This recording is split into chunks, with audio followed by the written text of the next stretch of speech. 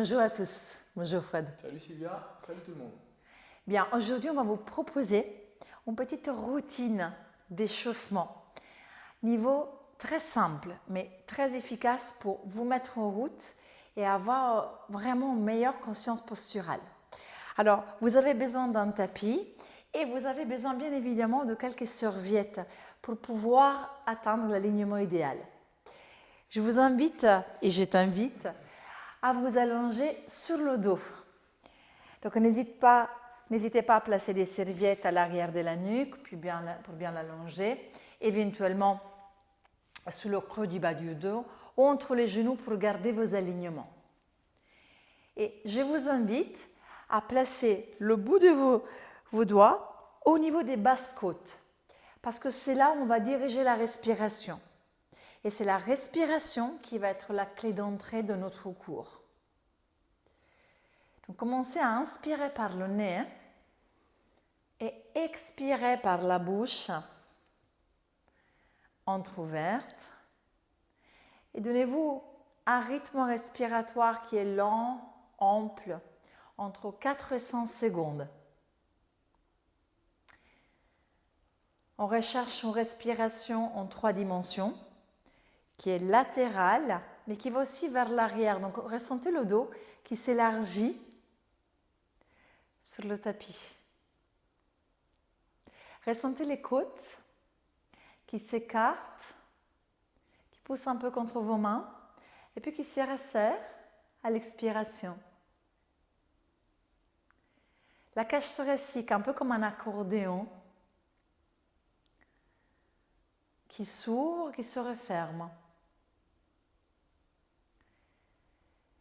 Et puis mettez l'emphase sur la phase d'expiration, dans cette phase où vous allez activer volontairement votre plancher pelvien en remontant les organes vers le haut. Votre transverse, qui est un muscle très important que nous allons travailler le long de cette routine, avec cette idée d'amener le nombril vers la colonne et vers les côtes. Et ressentez l'activation des obliques. Les obliques qui sont activés à chaque fois que vos côtes glissent légèrement vers les hanches et qui compactent, qui gainent votre taille, un peu comme un corset qui vous enveloppe. À partir de ce moment, à chaque expiration, nous recherchons vraiment cette activation volontaire de ces 3 muscles importants qui stabilisent et qui renforcent votre centre du corps.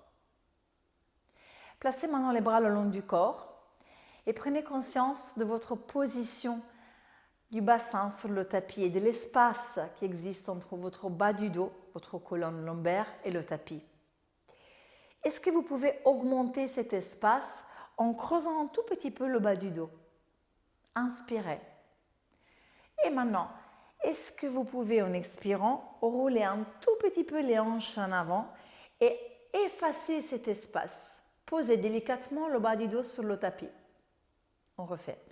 On inspire, on cherche à créer un maximum d'espace entre le bas du dos et le tapis.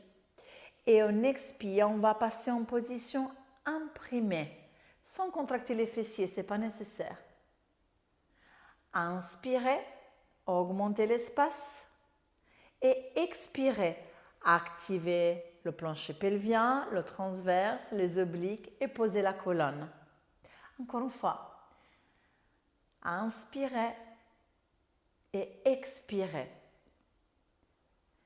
Puis j'aimerais bien qu'on place maintenant le bassin en position neutre entre les deux. La position dans laquelle les os des hanches et du pubis sont sur la même ligne. Votre bas du ventre est vraiment plat. Sur le prochain exercice, nous allons maintenir le bas du ventre plat et la position neutre. C'est un exercice de stabilité du bassin. Il s'appelle décollage d'un pied. On inspire dans cette position et en expirant, une fois que vous avez activé le centre du corps, vous allez presser franchement le pied gauche au sol et vous allez décoller un tout petit peu votre pied droit de quelques centimètres. On inspire, on repose le pied droit. Et en expirant, on presse le pied droit dans le sol, on active le centre du corps et on décolle le gauche. Inspirez, posez. Expirez, pressez votre appui, activez le centre, effectuez le mouvement. À nouveau, on inspire. Donc dans l'ordre, je presse, j'active, connexion abdominale et mouvement. Continuez encore 2 répétitions. Dites-vous donc qu'à chaque fois que vous êtes dans une position de déséquilibre, c'est très important, avant d'effectuer le mouvement, de bien vous accrocher au sol, de bien activer le centre du corps avant de passer dans le déséquilibre. Encore une fois de chaque côté. On vérifie que les hanches restent à la même distance, que le bassin ne s'incline pas et que la distance entre le bas du dos et le tapis est toujours la même. On compte sur vous.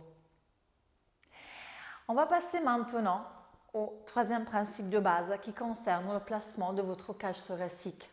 Donc, votre focalisation maintenant est sur les côtes.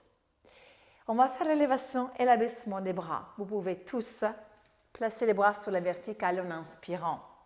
Les paumes de main sont vers l'avant. Dès que vous expirez, vous activez le centre du corps et surtout les obliques qui permettent un petit glissement des côtes vers les hanches. À ce moment, vous abaissez les bras vers les oreilles. Inspirez, vous revenez en verticale et en expirant, vous abaissez vos bras. On le refait. On inspire, on écarte les côtes. On expire, on active les obliques, on fait glisser un tout petit peu les côtes vers les hanches, on abaisse les bras. On inspire, on revient en place et on expire, on abaisse. Continuez encore 2 fois et ressentez le poids des bras contre la force de gravité. Tirez sur vos côtes et ressentez l'activation de vos obliques pour empêcher aux côtes de s'écarter quand vos bras tirent vers l'arrière. C'est vraiment très important de maintenir la cage thoracique stabilisée à chaque fois que vous utilisez les bras. Très bien. On va passer maintenant au principe de stabilisation scapulaire. On va travailler sur 2 mouvements. Le premier mouvement est l'élévation et l'abaissement. À l'inspiration, amenez vos épaules vers les oreilles en faisant glisser les bras sur votre tapis. Et à l'expiration, éloignez les épaules des oreilles, approchez le bout des doigts à vos talons. Encore. On inspire élévation sans trop mettre de la tension au trapèze. Expirez, abaissez vos omoplates et sentez-les glisser le long de la cage thoracique. On y va, on inspire et on expire. Une dernière fois. Inspire et on expire. On reste dans cette dernière position. Et on va maintenant effectuer la protraction et la rétraction. En fait, vous levez vos bras sur la verticale. Vous pouvez, par exemple, casser un tout petit peu les poignets, placer les doigts à l'intérieur. Et vous imaginez maintenant, en expirant, de pousser quelque chose vers le haut, comme si vous voulez éloigner un tout petit peu le coude de l'épaule. À l'inspiration, vous revenez en position neutre. On y va, on expire, on pousse quelque chose vers le haut et on écarte légèrement les omoplates. Et on inspire, on revient en position. Encore 2 fois. Et là, on ressent à l'expiration l'écartement des omoplates et l'activation d'un muscle important qu'on va renforcer et qui s'appelle le grand dentelé. C'est un muscle vraiment important pour la stabilité scapulaire. Ok, faisons maintenant un mouvement inversé. Imaginons maintenant de retenir quelque chose qui arrive sur notre tête. Ok, donc on va rapprocher les omoplates l'une avec l'autre. On retient quelque chose de lourd et à l'expiration, on revient en neutre entre les deux. Ok, encore. On inspire, on retient, on les serre les omoplates et on expire, on revient en neutre.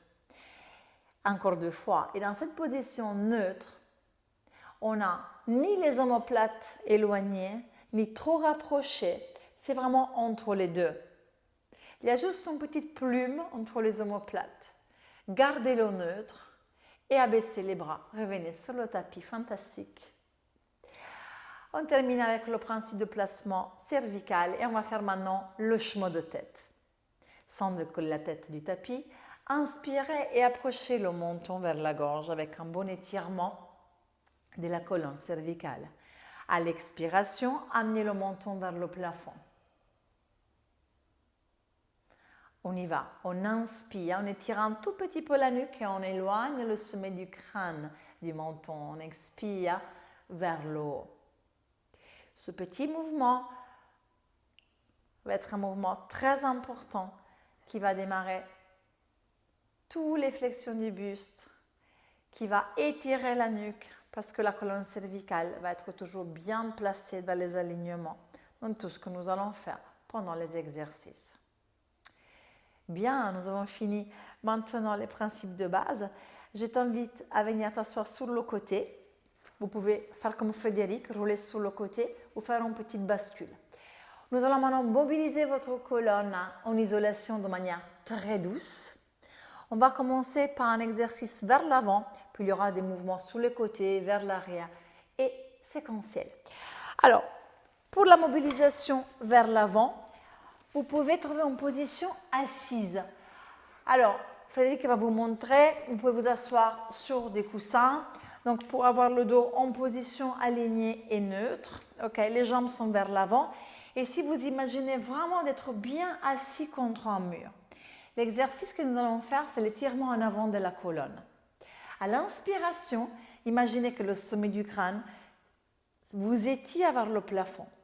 À l'expiration, activez le centre du corps et enroulez la tête et le haut du dos vers l'avant.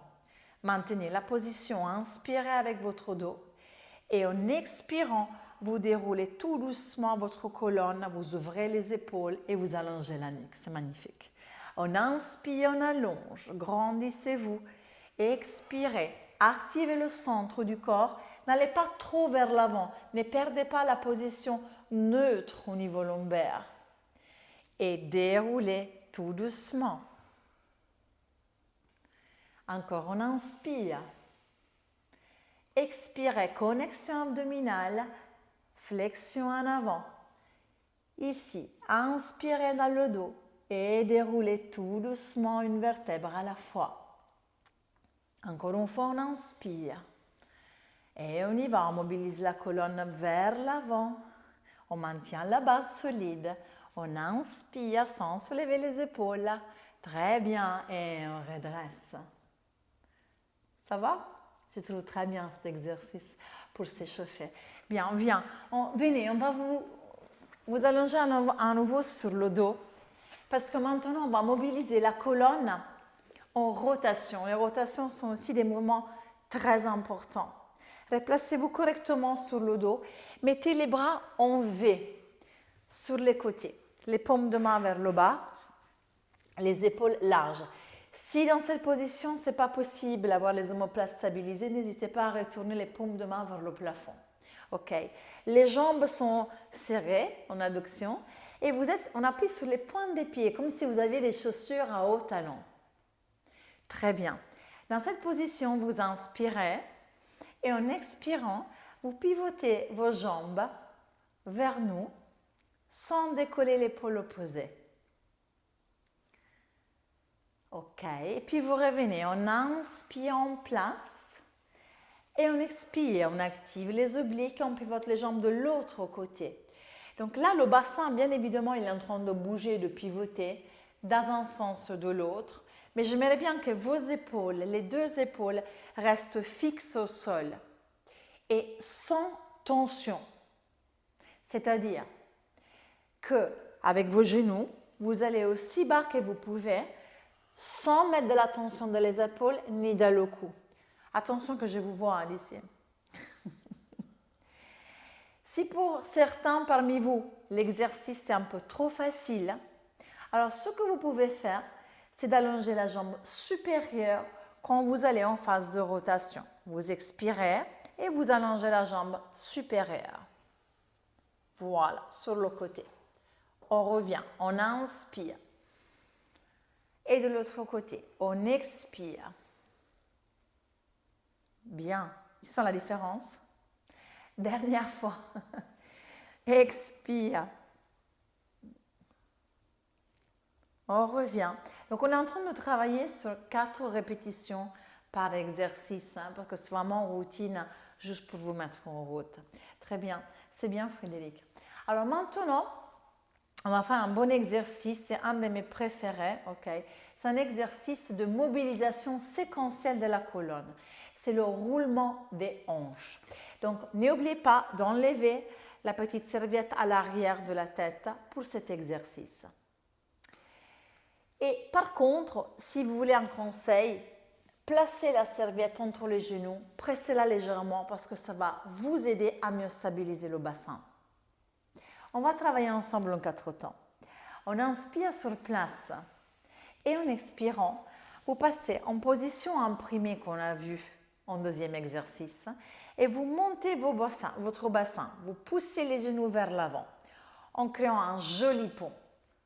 Inspirez dans cette position et en expirant, déroulez une vertèbre à la fois. Vous commencez par le milieu du dos, le bas du dos, position imprimée et vous revenez en neutre. Ok, on refait. On inspire, on expire, on y va. Imprimez le bas du dos et déroulez. Tirez bien les 2 genoux vers l'avant, les hanches vers le plafond. Inspirez dans cette position. Et en expirant, on déroule. Imaginez vraiment un collier de perles qui se pose sur votre tapis, une après l'autre. On y va. On expire. Très bon exercice à faire tous les jours. Vous sentez comme cette mobilisation séquentielle vous oblige vraiment à avoir une fluidité de mouvement dans toute votre colonne, dans le bassin. Faites attention à ne pas soulever vos épaules parce que des fois on cède un tout petit peu, on met beaucoup de tension, surtout sur la phase de retour. Okay? Restez vraiment concentré sur votre colonne. Bon travail. Bien, on va maintenant passer sur le ventre et on va mobiliser la colonne vers l'arrière parce qu'on l'a mobilisée vers l'avant, sur les côtés, séquentiellement. Alors, n'oubliez pas quand vous êtes sur le ventre, utilisez une petite serviette sur le front pour aligner la nuque si besoin. Et si vous ressentez des tensions au niveau lombaire, à la placer ici sous les os des hanches. On va faire la préparation à la brasse, donc vous mettrez les bras sur les côtés. Bien. Vous vous souvenez tout à l'heure qu'on a parlé de la stabilisation scapulaire, on a parlé d'une petite plume, d'accord, entre les omoplates. Ici, à l'inspiration, on va replacer cette plume entre les omoplates. Très bien. Maintenant, imaginez dans cette position d'avoir une petite coccinelle sous le ventre. Ok, donc l'idée c'est que vous créez une petite maison pour la coccinelle. Donc, rentrez un tout petit peu le nombril. Activez votre transverse de l'abdomen pour créer et mettre à l'abri votre coccinelle. Tu l'as fait, Frédéric? C'est bon. Vous l'avez fait, vous? On compte sur vous. Ok. À partir de là, tout est fait. On inspire. Dès qu'on expire, on appuie sur les avant-bras et on décolle la poitrine du sol.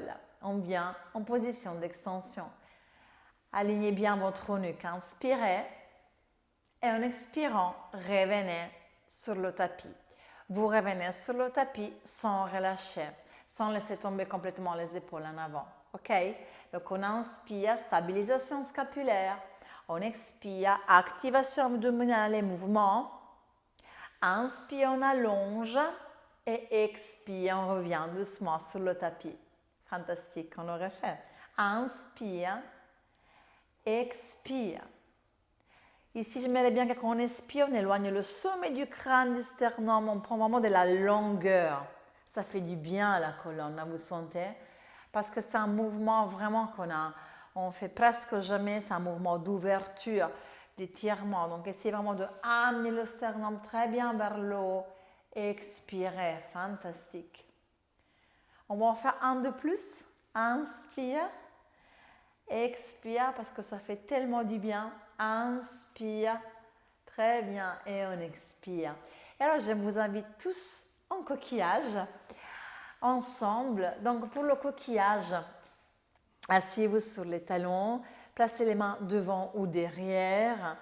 Et pour mieux étirer vos paravertébraux, n'oubliez pas de connecter vos abdominaux. Donc, rentrez vraiment le ventre, activez les abdominaux. Et puis, déroulez une vertèbre à la fois. Comment ça va? Voilà, nous avons terminé nos 11 exercices d'échauffement. Maintenant, nous allons vous proposer 2-3 étirements fondamentaux. Le premier, c'est l'étirement du psoas que Frédéric va nous montrer. C'est le fléchisseur de la hanche. Regardez, placez un pied devant vous. Et si vous avez des tensions dans le genou qui reste au sol, placez une serviette dessus. Amenez les hanches en avant et vérifiez ici que le genou ne dépasse pas la pointe du pied. Le tibia, vous voyez, doit être bien sur la verticale et les hanches vers l'avant. Est-ce que vous sentez l'étirement? Est-ce que tu le ressens? Très bien.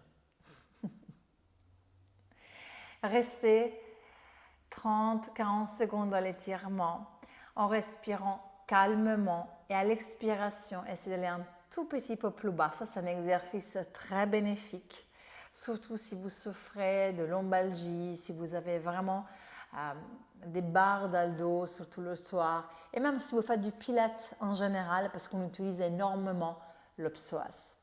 Ok, et on peut changer de côté. À toi.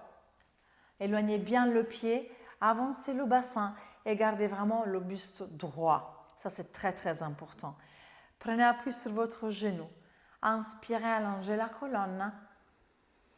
Et expirez, voilà, relâchez et amenez les hanches un tout petit peu plus vers l'avant. 2-3 cycles respiratoires, c'est très, très bien.